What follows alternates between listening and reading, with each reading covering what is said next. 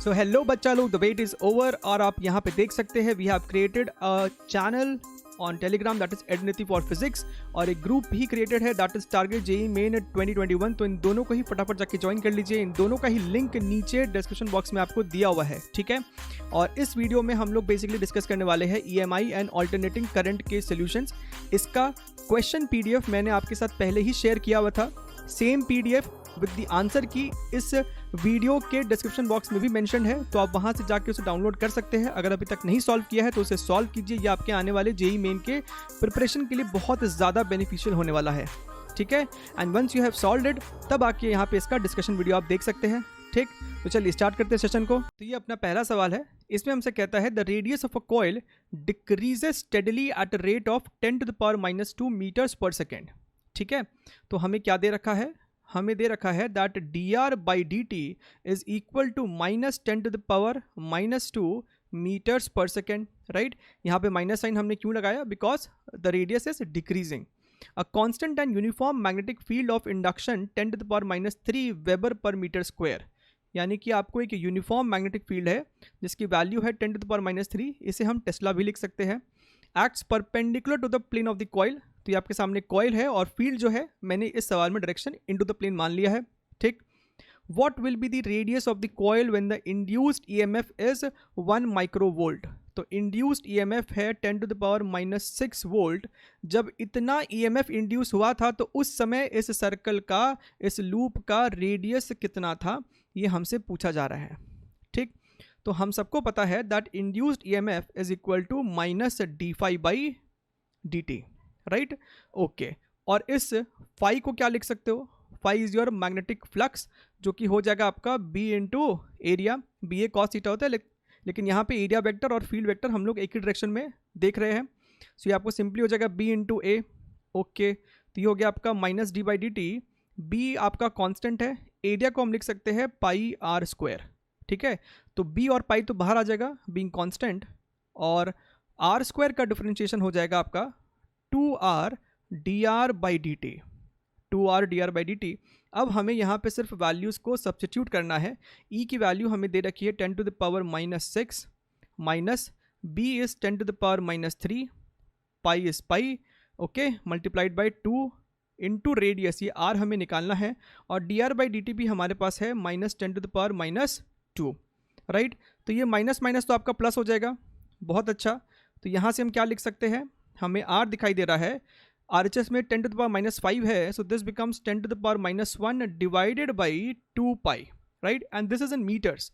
अगर हम इसे 100 से मल्टीप्लाई कर दे तो सेंटीमीटर्स में आंसर आ जाएगा, and that is going to be 5/π centimetre, और यही उस आंसर की में भी मेंशन किया हुआ था, ठीक है।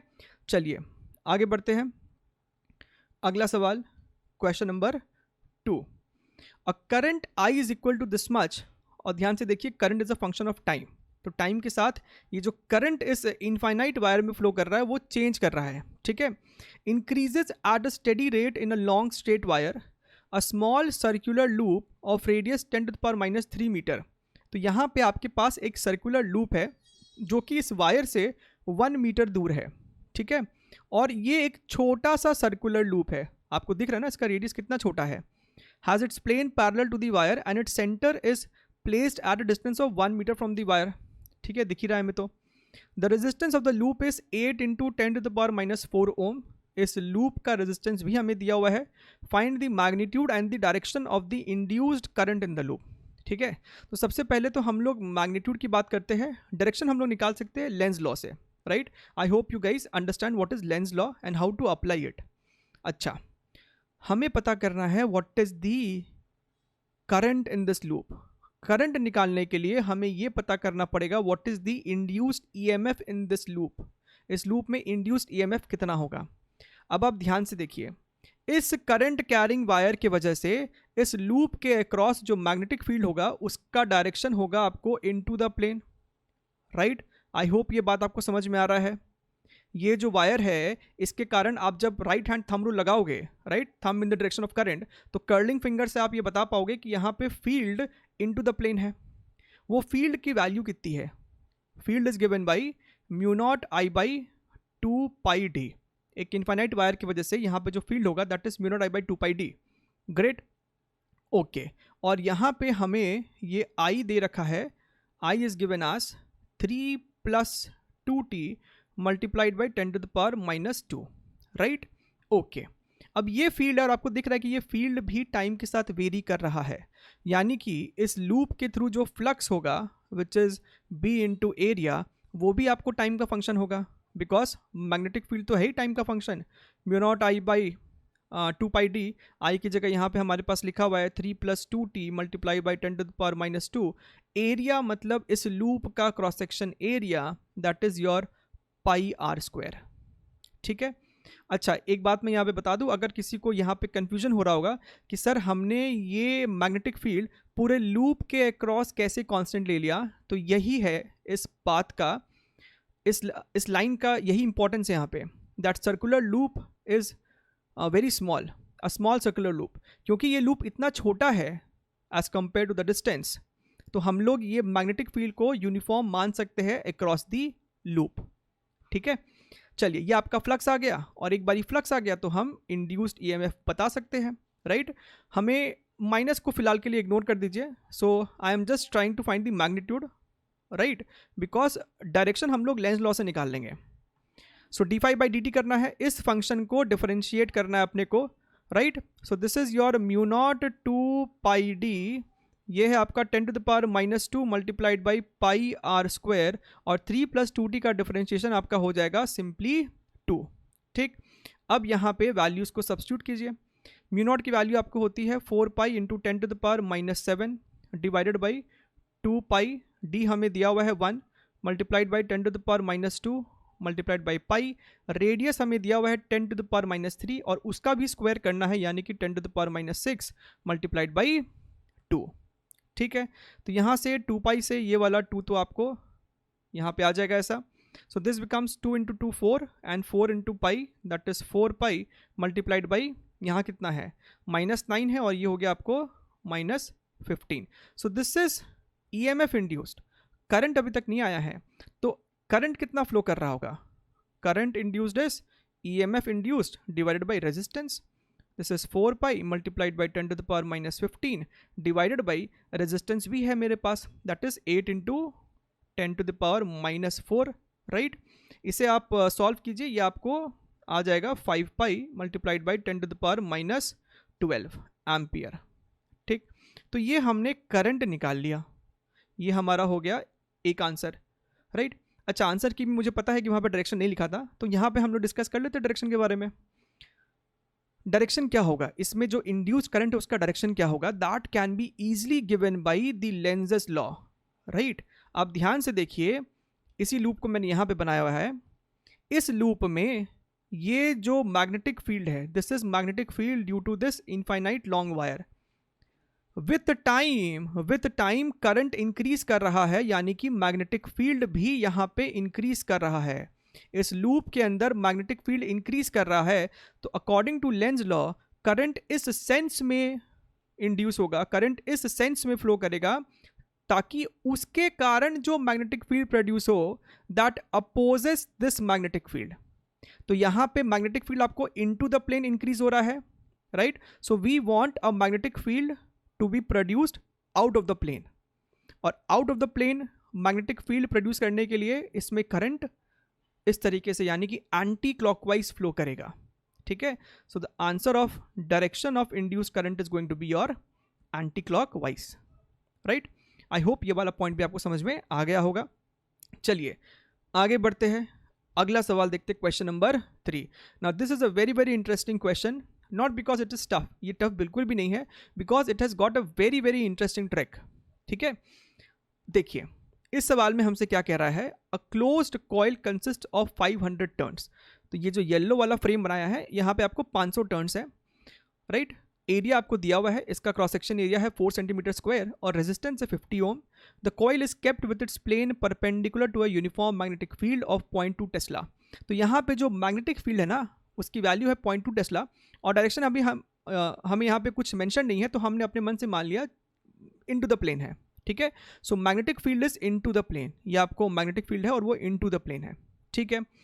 Calculate the amount of charge flowing through the coil if it is turned over by 180 degree. इसको 180 डिग्री से रोटेट कर दिया, अब ये सिचुएशन है, ठीक है। तो फोटो देखने में आपको एक जैसा दिख रहा है, but something has changed, something has changed. What has changed? Area vector has rotated, area vector has rotated. अगर पहले वाले डायग्राम के लिए, अगर पहले वाले डायग्राम के लिए आप लोग एरिया वेक्टर को भी इनटू द प्लेन मान ले, राइट, तो इस वाले डायग्राम के लिए एरिया वेक्टर आपका हो जाएगा out of the plane, out of the plane, ठीक है। तो ये फर्क हुआ है, यानी कि अगर एरिया वेक्टर चेंज हो गया है तो फ्लक्स भी चेंज हुआ है, और अगर फ्लक्स चेंज हुआ है तो ईएमएफ इंड्यूस हुआ, ईएमएफ इंड्यूस हुआ तो करंट फ्लो किया है, और करंट फ्लो करने को ही तो हम लोग चार्ज का फ्लो बोलते हैं, है कि नहीं, राइट।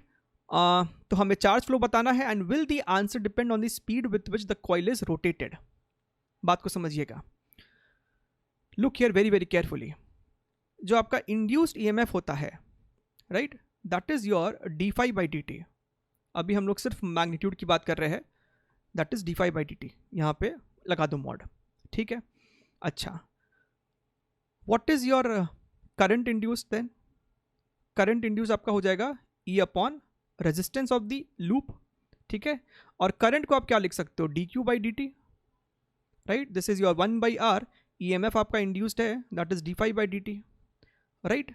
अब आप ध्यान से देखिए, अब आप ध्यान से देखिए, डी टी दोनों साइड से आपका निकल लेगा, और आप जब दोनों तरफ इंटीग्रेट मारोगे, इसको हटा दीजिए, और आप जब दोनों तरफ इंटीग्रेट करोगे तो इधर आपको आ जाएगा चार्ज फ्लोन, और राइट साइड आपको आ जाएगा डी फाई का इंटीग्रेशन हो जाएगा डेल्टा फाई, यानी कि change in flux upon resistance.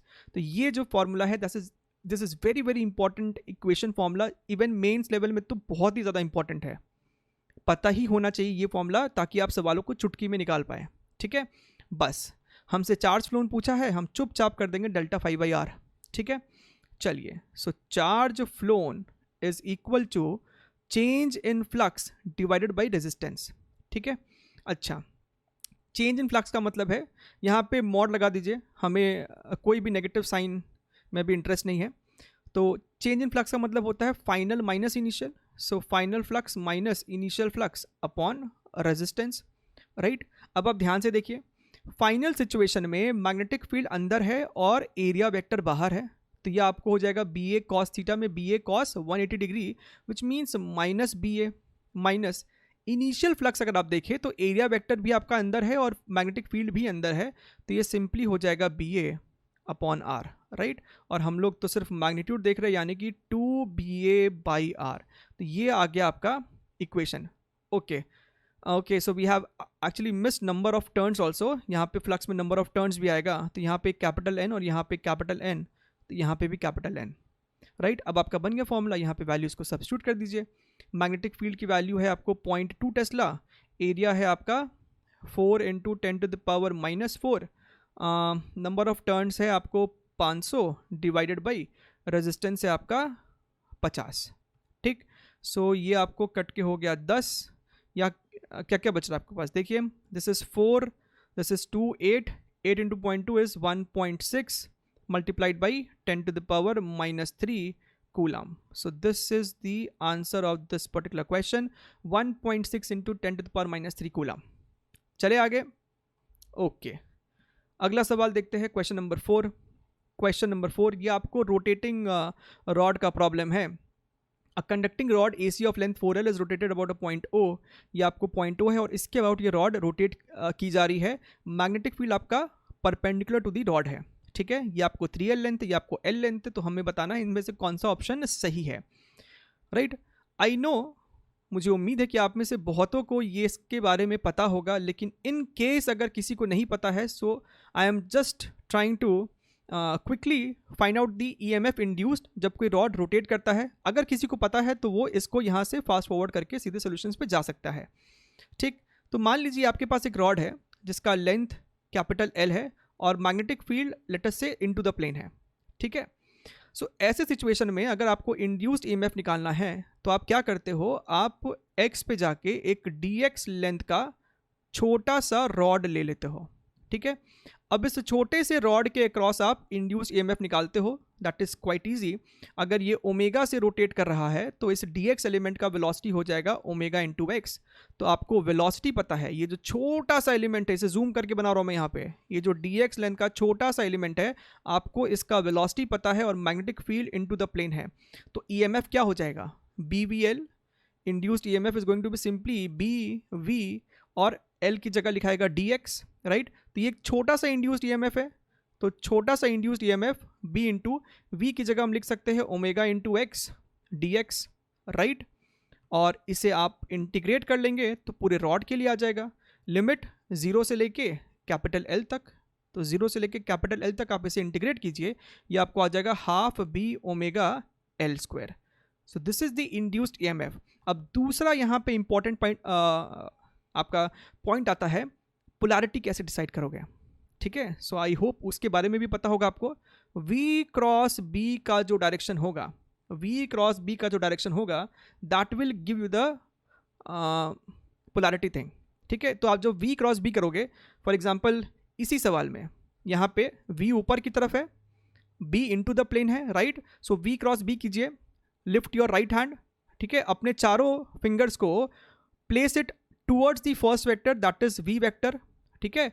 और इस वेलोसिटी वेक्टर के अलोंग इस चारों फिंगर को प्लेस कीजिए, curl it towards the magnetic field. आपने इसको मैग्नेटिक फील्ड की तरफ कर्ल किया, then the thumb is pointing towards the left, right, which means आपका जो हायर पोलैरिटी होगा, यानी कि जो आपका प्लस पोलैरिटी होगा वो लेफ्ट साइड होगा, और आप छोटा डंडा को इस तरीके से बना देंगे यहाँ पे। सो this is the way how you can decide the polarity, right. V cross B का डायरेक्शन जिधर होगा उधर आप ये प्लस वाला पोलैरिटी बना दोगे, ठीक है। सो आई होप ये वाला पॉइंट क्लियर है, ये फॉर्मूला पता होना चाहिए, half B omega L square, and at the same time polarity क्या होगा वो पता होना चाहिए, ठीक है। चलिए अब इस सवाल को हम लोग अटैक करते हैं। अब यहाँ पे ध्यान से देखिए, यहाँ पे आपके पास बेसिकली दो सेक्शन ऑफ रॉड हो जाएगा, एक आपको ये वाला सेक्शन यानी कि OC लेंथ, और दूसरा आपको हो जाएगा OA लेंथ, ठीक है। अगर आप ध्यान से देखें तो इस OC वाले लेंथ में एक EMF इंड्यूस होगा इस तरीके से, ठीक है, और इस OA वाले में EMF इंड्यूस होगा इस तरीके से। आपको दिखना चाहिए ये बात। अगर आप OC की बात करें तो आप V क्रॉस B करेंगे तो थंब आपका आएगा towards the point O, right. और जब आप O से A के बीच का इंड्यूस EMF डिसाइड कर रहे होंगे तो इस सिचुएशन में वेलोसिटी वेक्टर इधर की तरफ है, V इज लाइक दिस, ठीक है। फिर आप जब V क्रॉस B करेंगे तब आपका थंब फिर से टुवर्ड्स द पॉइंट O आएगा, तो इस तरीके से आपका यहाँ पे पोलैरिटी डिसाइड होगा, राइट, ओके। अब ये वाला पोलैरिटी कितना होगा, this E1 is how much, अभी हमने देखा है formula, this is your half B omega length square, and length is 3L which becomes 9L square, ठीक है। और ये आपका E2 है, this is your half B omega simply L square, right. So we can see over here that VO minus VC, O point is at a higher potential, so VO minus VC is your 9/2 B omega L square। और यहाँ पे अगर आप ध्यान से देखो तो VO minus VA is half B omega L square, ठीक है, ओके। अब आप ध्यान से देखिए, अगर हम लोग यहाँ पे इक्वेशन नंबर 1 और 2 इन दोनों को आपस में सब्ट्रैक्ट कर दें तो क्या हो जाएगा, देखिएगा, इन दोनों को आपस में सब्ट्रैक्ट कर दीजिए तो VO आपका कैंसिल हो गया। So this becomes VA minus VC is equal to 9/2 minus 1/2 which is going to be 8/2, that is 4 B omega L square, and this makes your option number C as correct, ठीक है। बाकी सब आप check कर सकते हो, गलती होगा। यहाँ पे लिखा है VO माइनस VC 7/2 जो कि साफ साफ गलत दिख रहा है। यहाँ लिखता है कि VC माइनस VO इज 9/2 है, लेकिन तब ये माइनस लिखना पड़ेगा क्योंकि VO माइनस VC है प्लस 9/2, तो VC माइनस VO आपको जाएगा माइनस 9/2। तो इस तरीके से आप तीनों को रिजेक्ट भी कर सकते हो और ऑप्शन नंबर C आपका सही आंसर हो जाएगा, ठीक। चलिए आगे बढ़ते हैं, अगला सवाल question number 5। In an oscillating LC circuit the maximum charge on the capacitor is Q। तो आपके पास यहाँ पे एक LC सर्किट है और कैपेसिटर पे मैक्सिमम चार्ज है इस वक्त, that is capital Q, right. The charge on this capacitor when the energy is stored equally between the electric and magnetic field. तो हमसे बोलता है कि बताइए कैपेसिटर पे चार्ज कितना होगा when both are having equal energies, both are having equal energies. तो बड़ा ही सिंपल सा है, मान लेते हैं let Q charge be on capacitor, ठीक है। तो कितना एनर्जी है उस समय कैपेसिटर पे, that is Q square by 2c। हमसे कहता है this should be half of the total, this should be half of the total and total is nothing but capital Q square by 2c। तो यहाँ से हमें दिख रहा है small Q is equal to capital Q by √2 which is your option number D, ठीक। So this was a fairly simple question. ये आगे हम लोग क्वेश्चन नंबर 6 में, यहाँ पे हमसे कहता है कि आपके पास एक रॉड है PQ जो कि इस पैराबोलिक वायर शेप पे आगे की तरफ मूव कर रहा है विद द वेलोसिटी v। इसका इक्वेशन भी हमें दिया है, that is y square is equal to 4ax। At the instant the rod crosses the point a,0 the induced EMF in the rod is how much, ठीक है। तो induced EMF के लिए हमको ये निकालना पड़ेगा दैट लेंथ कितना है ये, ठीक है, क्योंकि अगर हम एक बार लेंथ पता चल गया तो इंड्यूस्ड EMF आपका हो जाएगा BLV, ठीक। अब ये लेंथ निकालना कोई मुश्किल बात नहीं है बिकॉज हमें ये वाला कोऑर्डिनेट दिया है, right. So when x is equal to a, तो ये y कोऑर्डिनेट क्या होगा हम निकाल सकते हैं, यहाँ पे पुट कर लीजिए y square is equal to 4a into a, तो यहाँ से y आपका आ जाएगा 2a, राइट। सो आपको पता चल गया कि यहाँ से लेके यहाँ तक का डिस्टेंस कितना, दैट इज 2a, तो ये टोटल डिस्टेंस हो जाएगा आपको 4a। तो खत्म, b into 4a into v, यानी कि आपका आंसर हो जाएगा option number D, 4 into B into A V, खत्म, ठीक। चलिए अगला सवाल देखते हैं, question number 7। In the given circuit find the ratio of I1 and I2 where I1 is the initial at t equals to 0 and I2 is at steady state, ठीक है। तो ये वैरायटी का जो सवाल है जेई मेन में इस बार काफ़ी बार पूछा गया। तो आपको यहाँ पे एक बात ध्यान रखना है that at time t equals to 0 inductor behaves as a open circuit, यानी कि इंडक्टर के थ्रू करंट पास नहीं करता है। And at time t equals to infinity inductor behaves as a plain wire, यानी कि उसके थ्रू पूरा करंट पास करेगा, it is acting as a plain wire, right, simple, ठीक है। तो ये दो पॉइंट्स को याद रखना है और इसका ठीक उल्टा होता है कैपेसिटर में, ठीक है। कैपेसिटर में at t equals to infinity पे it acts as a open circuit और t इक्वल्स टू 0 पे capacitor acts as a plain wire. तो ये सब पॉइंट को ध्यान में रखना है, ठीक है। इसका मतलब ये है कि t इक्वल्स टू 0 पे अगर इंडक्टर के थ्रू कोई करंट नहीं पास करने वाला है तो यहाँ पे कोई करंट नहीं होगा, which means we can remove this portion of the circuit to find the current. और t इक्वल्स टू इन्फिनिटी पे इसके थ्रू करंट पास करेगा, it is going to behave as a plain wire. तो यहाँ पे हम इंडक्टर को इग्नोर कर देंगे और यहाँ पे सिर्फ एक प्लेन वायर हम लोग ड्रॉ कर देंगे, ठीक है। I hope the point is very very clear. Now let us find out the values of I1 and I2। तो यहाँ आपके सामने दोनों डायग्राम बना हुआ है, this is at t equals to 0, हमने इंडक्टर को ही रिमूव कर दिया है। तो ये I1 को निकाला जा सकता है, voltage upon total resistance is also 10 ohm, this is your 1 ampere. और यहाँ पे अगर आप ध्यान से देखिए, हमें अगर I2 निकालना है तो सबसे पहले ये निकालना पड़ेगा R इक्वलेंट, 4 और 4 आपका पैरेलल में है, सो ये हो जाएगा आपको 2 ohm. Now this 2 ohm and 6 ohm are in series, तो आपका I2 हो जाएगा 10/6 + 2 विच इज़ योर 10/8 एम्पियर। हमसे पूछ रहा है find out the value of I1 and I2। I1 and I2, I1 आपका 1 है, this is your 10/8 which means 8/10, so this is your 0.8 which is option number B, ठीक। तो कॉन्सेप्ट को ठीक रखेंगे तो बहुत आसानी से सवालों को हम लोग हैंडल भी कर पाएंगे। In the circuit shown in the figure R is equal to √L/C, ठीक है। Switch S is closed at t equals to 0, the current through capacitor and inductor would be equal after a time what, okay. तो अब ध्यान से देखिए, अगर ये आपको ऊपर वाला आपको हो गया एक LR सर्किट और ये है आपको RC सर्किट, राइट। तो LR में आपको ग्रोथ ऑफ करंट हो रहा होगा और RC में हम लोग पढ़ते हैं चार्जिंग, ठीक है। और दोनों के अक्रॉस ही आपको पोटेंशियल डिफरेंस V का है, right. I hope you can see, अगर हमने इसे 0 बोल दिया तो इसके पास भी 0 है, यहाँ पे भी 0 है, and this is v, so this is also v, this is also v. So it is quite clear that इस LR के अक्रॉस भी पोटेंशियल डिफरेंस v है और इस RC के अक्रॉस भी पोटेंशियल डिफरेंस v है. अब ग्रोथ ऑफ करंट का फॉर्मूला होता है I is equal to I naught 1 minus E to the power minus RT by L. ठीक है, where what is I naught? I naught आपका होता है final current, steady state current. ठीक है, तो स्टेडी स्टेट पे क्या होता है, inductor is going to behave as a plain wire, तो यहाँ पे मैक्सिमम जो करंट पास करेगा that is simply v minus 0 upon r, that is simply v by r.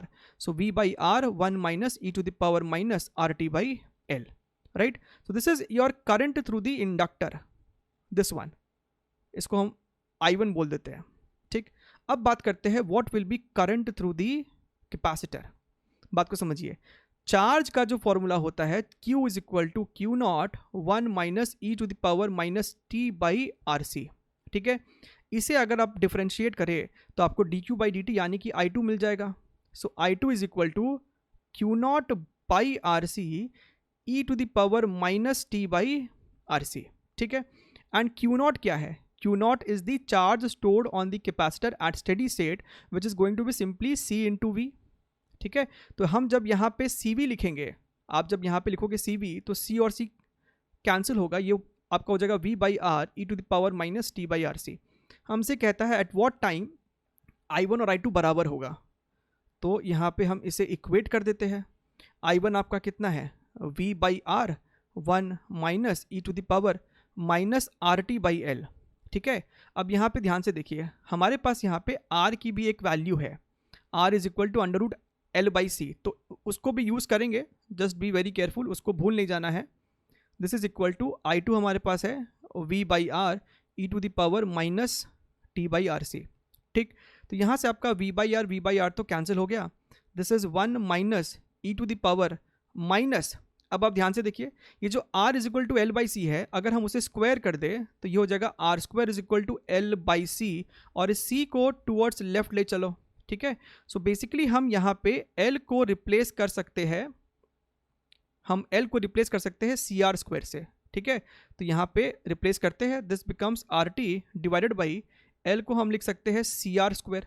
अब ऐसा करने से फ़ायदा क्या हुआ, ये वाला R और ये वाला 2 कैंसिल हो गया. This is equal to e to the power minus T by RC. Right, तो ये दोनों टर्म बेसिकली सेम है, ये अपना उस साइड जाएगा, तो ये हो जाएगा 2e minus T by RC. Right, इस 2 को यहाँ ले आइए तो ये आपको हो जाएगा 1 by 2 which is nothing but 2 to the power minus 1 e to the power minus T by RC. दोनों तरफ लॉग ले लीजिए. राइट, तो यह आपको आ जाएगा log 2 is equal to t by RC, और यहाँ से हमें दिख रहा है कि t is equal to RC log 2. So ये वो टाइम है जब दोनों में करंट सेम फ्लो कर रहा होगा, and this is your option number B. ठीक, सो ये अपना क्वेश्चन नंबर 9 है. इसमें हमसे कहता है इन the given circuit the readings of voltameter V1 and ammeter A is what. ठीक है, तो ये आपके सामने एक RLC सर्किट है, रेजिस्टेंस, इंडक्टर, कैपेसिटर, ये आपका AC सोर्स है 220 वोल्ट 50 हर्ट्स. यहाँ पे एक एमीटर लगा हुआ है, और इन तीनों के अक्रॉस भी V1 V2 V3 एक पोटेंशियल डिफरेंस मेजर करने का इंस्ट्रूमेंट है. ठीक है, तो यहाँ पे हमें दिख रहा है कि इंडक्टर के across the reading is 400 volts, at the same time इस कैपेसिटर के अक्रॉस भी 400 वोल्ट्स है. दैट इज इंटरेस्टिंग, ये तीनों आपको सीरीज में है, तो सबके थ्रू आपको करंट सेम फ्लो कर रहा होगा. राइट, तो हम यहाँ पे कह सकते हैं, let us say this is your XL, this is your XC, so I can write XL is equal to 400 divided by I. Right, and XC is also what, 400 divided by I. तो हमें यहाँ पे clearly दिख रहा है that XL is equal to XC. Right, तो अगर XL XC बराबर है तो इम्पिडेंस क्या हो जाएगा, impedance is going to be simply R. दिख रहा है ना, ये आपको फॉर्मूला होता है इम्पिडेंस का एक सीरीज RLC में. XL XC अगर बराबर हो गया तो ये कट के 0 हो जाएगा, और इम्पिडेंस आपका आ जाएगा simply equal to R. Right, यानी कि सर्किट जो है आपको इस समय रेजोनेंस में है. एनीवे, हमसे पूछ रहा है what is the current. Right, तो अब तो कहानी सिंपल है, the question is very very clear. 100 ohm के अक्रॉस जो आपको पोटेंशियल डिफरेंस होगा that is going to be your 220 volt, right? So I can say current is equal to 220 volt divided by 100, this is your 2.2 ampere, right? और voltage तो इसके across है ही 220, so which means option number A is the correct answer, ठीक है? सो ये observation करना बहुत ज़रूरी था कि दोनों के अक्रॉस आपको सेम पोटेंशियल डिफरेंस है, then it means the impedance is going to be simply R, तो ये आपको एक रेजिस्टिव सर्किट की तरह ही बिहेव करने वाला है, you can simply ignore them, right? Okay, चलिए आगे बढ़ते हैं। अगला सवाल, question number 10th। An AC voltage source V is equal to V naught sin omega t is connected across resistance R and capacitor C. It is given that R is equal to 1 by omega C. The peak current is I naught. If the angular frequency of the voltage is changed to omega by root 3, keeping R and C fixed, ये बड़ा important point है, resistance को नहीं change किया गया है, यानी कि रेजिस्टेंस अभी भी 1 बाई ओमेगा सी है। बच्चे यहाँ पे सिली मिस्टेक ये कर सकते हैं कि इस ओमेगा को भी रिप्लेस कर देंगे by omega by root 3 and they will end up getting the option number C that is I naught by root 3। तो सिली मिस्टेक करने से जो आंसर आता है वो भी ऑप्शन यहाँ पे दिया हुआ है, ठीक है? So you have to be very very careful about this. Then the new peak current in the circuit is how much, ठीक है? चलिए, तो जो पीक करंट होगा आपका that is given by what, that is given by V naught divided by resistance square, यानी कि basically आपका नीचे होगा इम्पिडेंस, तो R square plus XC square, right? Okay, अब इस पर्टिकुलर सिचुएशन में जो पहला केस है अपने पास, पहले केस में आपके पास एंगुलर फ्रीक्वेंसी जो है वो ओमेगा ही है और आर आपने चेंज कभी किया ही नहीं, तो आई कितना हो जाएगा, I naught basically V naught divided by under root, R की जगह लिखेंगे 1 बाई ओमेगा सी, तो ये हो गया 1 by omega square C square, और एक्स सी तो अपना होता ही है 1 by omega C, so this is omega square C square. तो यहाँ से आपको दिखेगा V naught omega C divided by root 2, ठीक? अब दूसरे सिचुएशन में क्या हो रहा है, मान लेते हैं कि later on the peak current is going to be I dash, this is equal to V naught divided by under root of, resistance तो यही है, so 1 by omega square C square plus XC square. अब XC में आप ये omega को change करेंगे, है कि नहीं?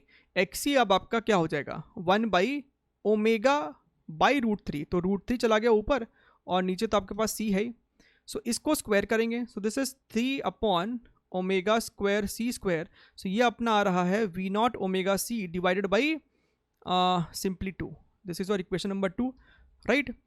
अच्छा, यहाँ पे हमें एक्चुअली आंसर डायरेक्टली दिख रहा है, इस 2 को हम लिख सकते हैं root 2 multiplied by root 2, that is 1 by root 2 multiplied by V naught omega C by root 2, और V naught omega C by root 2 क्या है, I naught, so the answer becomes I naught by root 2 which is option number B, ठीक है? चलिए आगे बढ़ते हैं। अगला सवाल, question number 11th। Find V A minus V B in steady state, ठीक है? तो फिर से वही कॉन्सेप्ट है, स्टेडी स्टेट का मतलब क्या होता है, inductor is going to behave as a plain wire, like a plain wire, right? So I can redraw this circuit something like this. Look here very very carefully. यहाँ पे आपके पास एक resistor होगा. Now this inductor is going to behave as a plain wire. अगर ये plain wire होगा तो current जो यहाँ पे आएगा it is never going to enter the resistor, ठीक है? So ये एक ये आपको शॉर्ट सर्किट जैसा हो गया, राइट?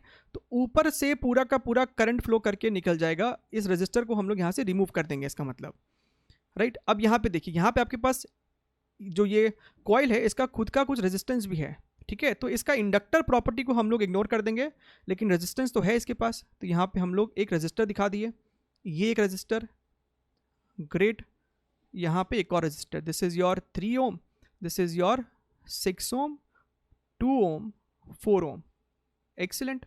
इसमें आपका करंट है 2 एम्पियर, राइट? और हमें पोटेंशियल डिफरेंस निकालना है इस पॉइंट ए और इस पॉइंट बी के बीच में, ठीक है? अब आप ध्यान से देखिए, यहाँ पे आपके पास टोटल रेजिस्टेंस है 6 ओम और नीचे भी आपके पास 6 ओम है, राइट? इसका मतलब नीचे वाले से भी जो करंट फ्लो कर रहा होगा दैट इज 2 एम्पियर, ठीक है? आप इसको ऐसे भी देख सकते थे, अगर ये 2 एम्पियर है, ये 6 ओम है, तो इसके अक्रॉस पोटेंशियल डिफरेंस आपको हो जाएगा 12 वोल्ट का, और यही पोटेंशियल डिफरेंस इन दोनों के अक्रॉस भी है, तो इसमें भी करंट आपको 2 एम्पियर होगा, ठीक? अच्छा, तो ये 2 एम्पियर, ये 2 एम्पियर, यानी कि यहाँ पे आपको फ्लो करेगा 4 एम्पियर, विच मीन्स इस 3 ओम के क्रॉस आपको पोटेंशियल डिफरेंस हो जाएगा 4 into 3, that is again your 12 volt. So what is your VA minus VB plus 12 volt, यहाँ पे एक और 12 volt, that is your 24 volts. So the answer is option number C. ठीक, चलिए आगे बढ़ते हैं. Moving on to the next question, question number 12. ये सवाल लेने के पीछे बहुत अच्छा इंटेंशन है. That is JEE Main March attempt में आपको सिमिलर वैरायटी पे क्वेश्चन पूछा गया था. ठीक है, बस वहाँ पे वेरिएशन ये था, there you needed to find time for the current to go from RMS to peak. यहाँ पे हमसे कहता है आपके पास ऑल्टरनेटिंग वोल्टेज है, रजिस्टर भी है. The time taken for the current to rise from half of the peak to the peak is what. ठीक है, तो ये आपके सामने एक करंट का साइनसॉइडल मैंने कर्व बना दिया है. ये आपको हो जाएगा पीक. ठीक है, ये अगर 0 है तो पीक आपको आएगा T/4 पे, assuming T is the time period, right. ये आपको हो जाएगा peak, that is I0, and कहीं बीच में आपका ये हो जाएगा I0/2, राइट. हमें ये टाइम जानना ज़रूरी है, T1. हमारा जो आंसर होगा इस सवाल का, that is going to be T/4 minus T1. हमसे तो यही पूछा है कि how much time does it take to go from I0/2 to I0. ठीक है, यहाँ से यहाँ जाने में कितना टाइम लगता है, तो T/4 माइनस T1 हो जाएगा. T निकालने का कोई चक्कर नहीं है, क्योंकि हमें यहाँ पे ओमेगा दिया हुआ है. अब ध्यान से देखिए, T होता है आपको 2π/ω. सो 2π और ओमेगा में दिया है 100π, this is your 100π, right. So this becomes what, this is your 1/50. ठीक है, तो ये हमारे पास है. मेन हमको निकालना होगा T1, तो T1 निकाल सकते हैं. I is going to be I0 sine of omega t, right. अच्छा, आपके पास ये I0 भी है. I0 आपका क्या हो जाएगा 220/50. ठीक है, बट स्टिल हमें उसका ज़रूरत नहीं यहाँ पे. दिस इज साइन ओमेगा की जगह हम लिखेंगे 100πt. हमको चाहिए कि ये करंट I0/2 हो. So I0/2 is equal to I0 sine 100π, और कितने टाइम में हुआ होगा, T1 टाइम में हुआ है. 0 से I0/2 जाने में उसको टाइम लगता है T1.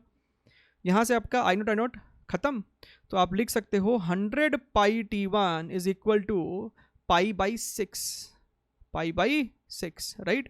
So from here I can see T1 is nothing but 1/600 seconds. ठीक है, तो अपने इस सवाल का जो आंसर है that is T/4 minus T1. T हमारे पास 1/50 है, सो 1/50 और एक 4 भी है डिनोमिनेटर में, माइनस T1 अपना 1/600 है, right. So this is your 1/200 minus 1/600. 600 अगर हम LCM ले लिए तो ये 3 - 1, दिस बिकम्स 1/300 सेकेंड्स और 3.3 millisecond. 3.3 millisecond, and option number D is correct answer. ठीक, चलिए moving on to the next question, question number 13. In a series LCR circuit, resistance is 200 ohm and the voltage and the frequency of the main supply is 220 volt and 50 hertz. ठीक, on taking out the capacitance from the circuit, the current lags behind the voltage by 30 degree. आपके पास series RLC circuit था, आपने capacitor को remove कर दिया, तब current lags behind the voltage by 30 degree. यानी कि सर्किट में सिर्फ इंडक्टर रहा होगा और ये आपका रेजिस्टर रहा है. करंट लैग कर रहा है बाय 30 डिग्री, विच मीन्स ये अगर आपका रेजिस्टेंस है, I am drawing the phasor diagram, ये आपका रेजिस्टर है, राइट. ये आपका इम्पिडेंस होगा. सो ये हमें दे रखा है दैट इज 30 डिग्री, है कि नहीं. और ये आपको क्या है, this is your XL, right. तो यहाँ से हम लिख सकते हैं that your tan 30 is nothing but XL/R. ये फॉर्मूला हमें याद भी होता है, बट स्टिल डायग्राम के थ्रू भी दिखा दिया गया. फिर सवाल में कहता है कि नेक्स्ट स्टेप में आपने क्या किया, कैपेसिटर को रहने दिया लेकिन इंडक्टर को रिमूव कर दिया. In that case current leads the voltage by 30 degree. अब क्या हुआ, ये आपका रेजिस्टर था and diagram became something like this. ये रेजिस्टर, ये आपको इम्पिडेंस, ठीक है, और ये आपको XC, और ये अब हमको कहता है 30 डिग्री है, right? But still we can see that tan 30 degree is nothing but xc by r. अगर आप इन दोनों इक्वेशन को ध्यान से देखिए तो आपको दिखेगा that xc is equal to xl. Magnitude wise ये दोनों बराबर है, और अगर ये बराबर है तो एक सीरीज RLC सर्किट आपका रेजोनेंस में है. रेजोनेंस में है यानी कि इम्पिडेंस इज सिंपली R. यही इस सवाल का इंपॉर्टेंट ऑब्जर्वेशन है. सवाल में कहता है the power dissipated in the LCR circuit is what. तो जो पावर हो जाएगा that is simply your V square RMS divided by R. ठीक है, और V स्क्वायर RMS हमें दिया हुआ है, हमें V दिया हुआ है 220. सो 220 multiplied by 220 divided by register that is your 200, right. तो यहाँ से आपका ये दोनों ज़ीरो गया, ये आपको हो जाएगा 11. सो this becomes your 242 what, 242 what, and this is your option number D. तो ये बात को ध्यान में रखना है. दोनों बराबर हो गया तो इम्पिडेंस जीरो, इम्पिडेंस आपका सिंपली आर के बराबर है. In that case power is given by simply V square RMS by capital R. चलिए आगे बढ़ते हैं. अगला क्वेश्चन देखते हैं, question number 14. Consider the situation shown in the figure. The wires P1Q1 and P2Q2 are made to slide on the rails with the same speed 5 cm per second. If the wire P1Q1 moves towards left and wire P2Q2 move towards right, then the electric current in the 19 ohm resistor is this much. तो K की value बताइए. अच्छा, तो सवाल में हमसे साफ साफ कहता है कि ये वाली वायर इधर दौड़ रही है और ये वाली इधर भाग रही है with speed V which is given as 5 centimetres per second. अब इन वायर्स के मूव करने से P1Q1 में और P2Q2 में आपको EMF इंड्यूस होगा. EMF इंड्यूस होगा गिवन बाई BLV.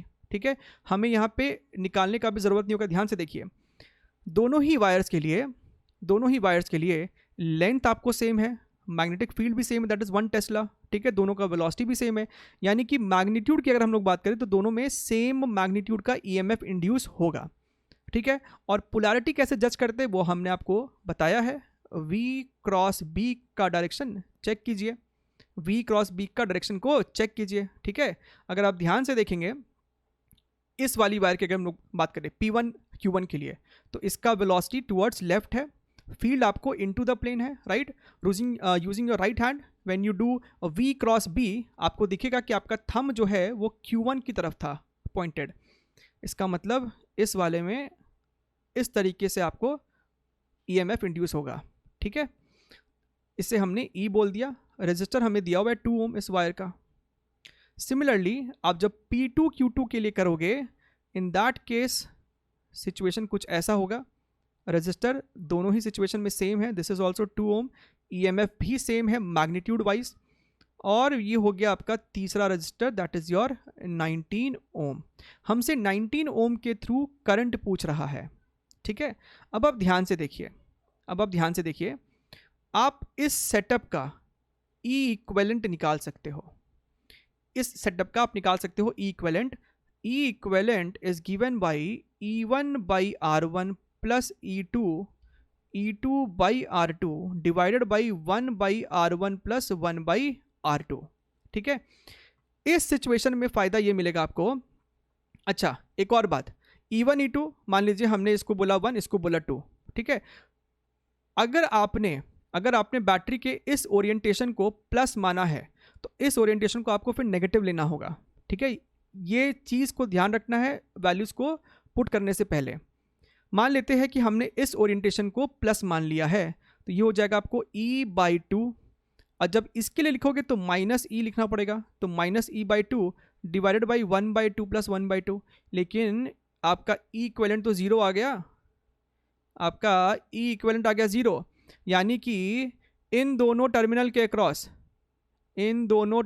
अक्रॉस जो आपका पोटेंशियल डिफरेंस है वो 0 है. इसका मतलब इसके थ्रू करंट कितना पास करेगा, 0 पास करेगा. इसका मतलब K का वैल्यू क्या हो जाएगा, 0 हो जाएगा. ठीक है, बढ़िया एकदम. चलते हैं अगला सवाल, question number 15. A current of 4 ampere flows in a coil when it is connected in a circuit having AC of frequency 50 Hz. Power consumed in the coil is 240 watt. ठीक है, तो ये जो सेंटेंस लिखा है ना कि power consumed in the coil is 240 what, ये हमें यकीन दिलाता है कि वो जो आपके पास कॉइल है वो प्योरली, उसमें सिर्फ इंडक्टर प्रॉपर्टी नहीं होगा, उसमें रेजिस्टेंस भी है। रेजिस्टेंस है तभी आपका पावर कंज्यूम हो रहा है। अगर वो प्योरली इंडक्टर होता तो प्योरली इंडक्टर में पावर कंज्यूम्ड 0 होता है। आपको पता होना चाहिए वहाँ पे phase difference between voltage and current 90 degrees होता है, जिस कारण से पावर कंज्यूम्ड 0 होता है अगर वो प्योर इंडक्टर होता। लेकिन क्योंकि क्वेश्चन में कह रहा है कि पावर कंज्यूम हुआ है, इसका मतलब है कि इंडक्टर के साथ साथ उसका कुछ रेजिस्टेंस भी होगा। तो ये इस सवाल का थोड़ा सा एक कैच था जो कि आपको समझ में आना चाहिए। This is your XL, this is your R. इसका फ्रीक्वेंसी हमें दे रखा है 50 हर्ट्स। और अच्छा बस, power consumed across this is 240 watt, and if the potential difference across the coil is 100 volt, then its inductance is 1 by k pi Henry। तो हमें k की वैल्यू बतानी है। ठीक है, अब आप ध्यान से देखिए, करंट हमें दिया हुआ है 4 एम्पियर। ठीक है, आपके पास ये करंट है, आपके पास पावर है।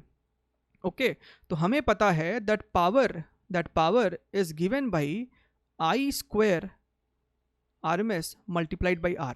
ठीक है, ये भी आपके पास एक फॉर्मूला है, हम इसका भी इस्तेमाल कर सकते हैं। ओके, तो पावर है आपके पास 240, करंट हमको दे रखा है 4, that is 16 into R, right. ये कितना हो जाएगा, 240 डिवाइडेड बाई 16, इसे अगर हम लोग डिवाइड करें, this is 8 to 830, so this is your 15 ओम। तो हमें ये पता चल गया रजिस्टर की वैल्यू है 15 ओम। ठीक है, अच्छा नेक्स्ट इंफॉर्मेशन क्या है, potential difference across the coil is 100 volt. So potential difference is equal to current multiplied by impedance, and impedance is what, R square plus XL square, and what is XL? That is your omega L square, and what is omega L? That is 2 pi f। ठीक है, तो ये है हमारे पास। अब हमने current यहाँ पे दे रखा है 4, आप यहाँ पे 4 पुट करोगे, नीचे लाओगे तो 100 बाई 4 25 हो जाएगा। This is your 25 is equal to under root of resistance हमारे पास है 15, उसका स्क्वायर किया तो 225 plus this becomes your 2 pi F L square. ठीक है, अब क्या करेंगे, अब दोनों तरफ स्क्वायर मारेंगे, तो हो जाएगा आपको 625, ये 225 लेफ्ट साइड ले आओ, this is equal to 2 pi F L square. So यहाँ से आपको दिखना चाहिए 625 माइनस 225 इज 400, दोनों तरफ अंडर रूट लोगे तो 20 is equal to 2 pi F into L. तो यहाँ से एल की वैल्यू आ रही है 20 divided by 2 pi into F, और एफ है आपको 50। सो 0 से 0 कैंसिल, 2 से 2 cancel, and this is coming out to be 1/5 pi. Compare करेंगे तो k की वैल्यू हम कह सकते हैं 5 है। ठीक, so that was all on EMI and AC practice question. This is definitely going to help you with your JEE main exams, right? And keep sharing, keep supporting। हम लोग ऐसे ही वीडियोस में मिलते रहेंगे, तब तक के लिए टेक केयर, बाय बाय।